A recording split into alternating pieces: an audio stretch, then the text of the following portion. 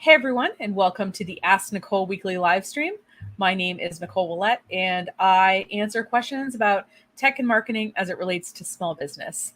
And this week's topic is all about markup data, but I didn't think that was a super fun title, so I called this something fun. But basically, we're going to talk a little bit about schema and open graph and what that has to do with your business. So if you have no idea what I'm talking about, don't worry. That's what this whole broadcast is about. Now, if you have any thoughts or questions or anything like that, please feel free to leave a comment. You can also contact us through our website. And if you think somebody should see this, tag it, share it with them, leave a comment. I don't know. It's nice to know I'm not talking into the void sometime.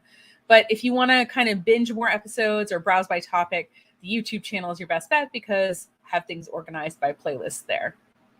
So what is markup data? Well, basically it is kind of tags that you put on your website to denote certain kinds of content. And I get it. Again, you're like, what are you even talking about? So let me give a couple of examples of what this is, and then you'll be like, oh, I see it now. So I'm going to show, this is a Pinterest recipe that I just pulled up. Now, what you'll notice is there is cooking time, servings, and ingredients, and those are in bold. And it's almost like they're laid out a certain way. Now, some recipes on Pinterest are laid out like this and some aren't.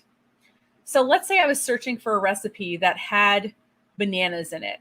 But if it didn't have the word banana in the title, but it was listed as an ingredient, it might not necessarily come up in search, right?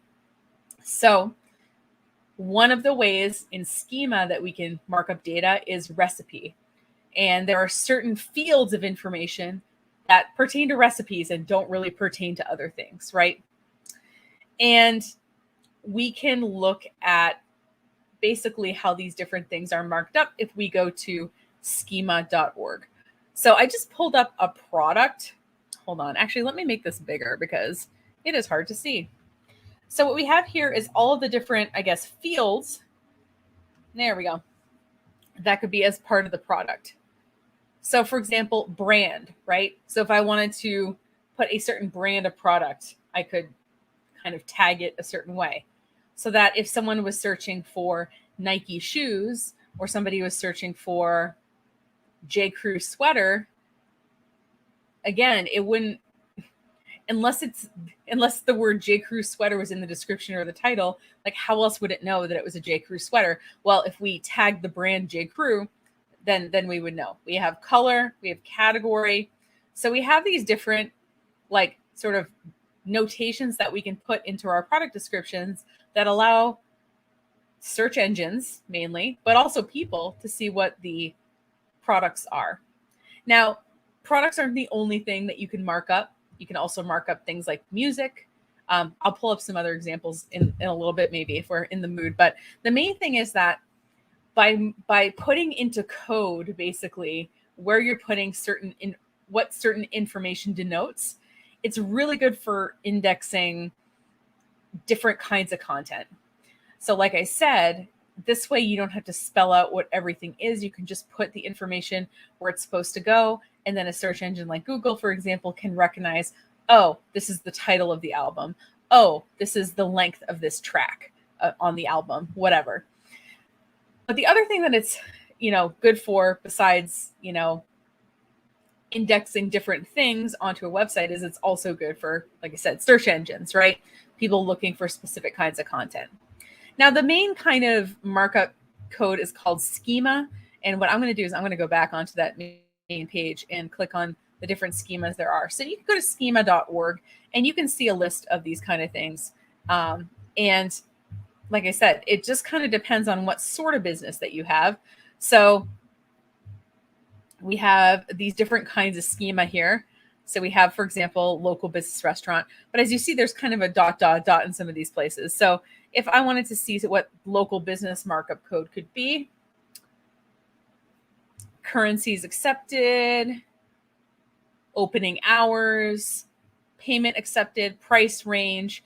And so what it's doing is it's giving us like what it would be in the code and then the kinds of information that would include area served. So like email, the Duns number, Duns and Bradstreet number, if you have one, I don't have one. So if you don't have one, don't feel bad.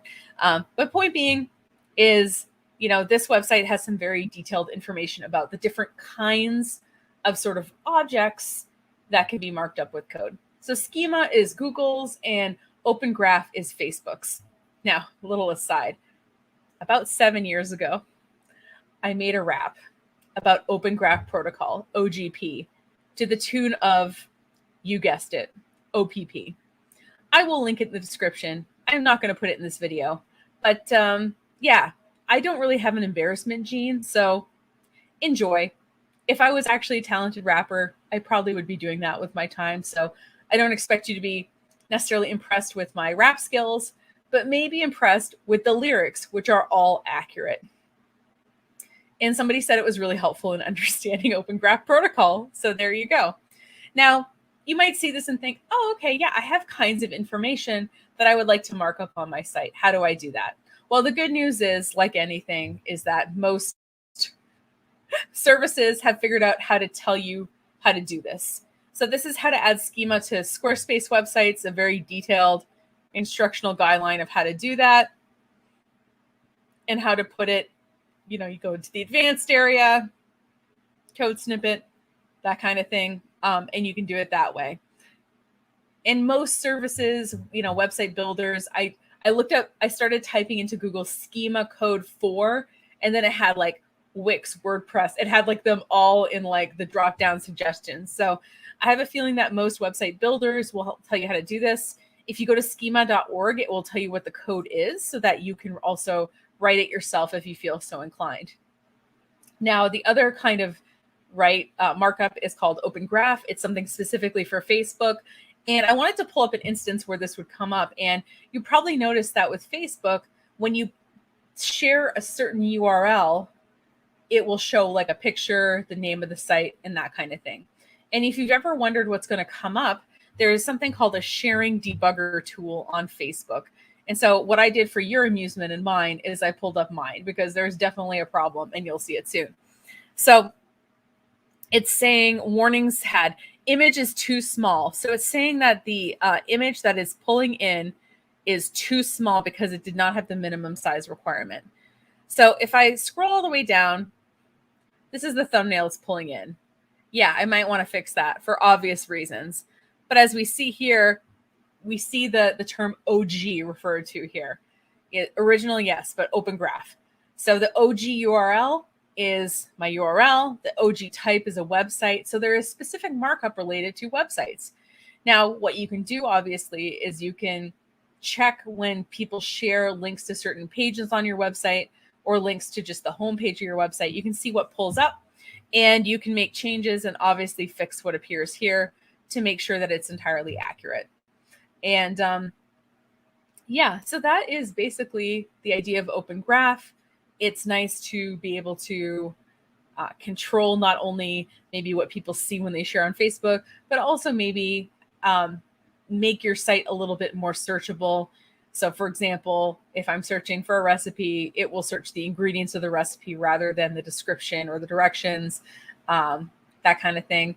And like I said, there's at least 20 different kinds of schema that I can think of, but there's probably way more than that as well. And in terms of if you're going to pick whether you're dealing with schema or Open Graph, I would say schema is probably more universally useful. That's just, and feel free to fight me in the comments if you want, but I think it is worth putting in the sharing debugger your URL so that when people do share your website on Facebook, that, I don't know, it's not focused on the middle part of your chest. Just saying. So that's all I've got. Thanks so much for watching. If you have any kind of topic ideas, or if you want me to delve in a little bit more into this, I'm basically making a lot of these broadcasts and kind of seeing what people are interested in. So a lot of these topics are general introductory because they're aimed at small business owners who maybe don't know what they are. So if there's something you're like, oh, I want to know more about that, or like, I want to know more about this aspect of that, feel free to leave a comment below. If you want to contact us directly, you can contact us on the various social media platforms, also on our website, breakingevening.com, where you can book a consultation if you want. I'll look at your stuff and make some suggestions, whether you want us to do the work or not. I think they're relatively useful. And yeah, so It's worth making your website more usable by search engines and therefore more usable by people. So consider marking it up, Buttercup. Thanks, everyone. I will see you next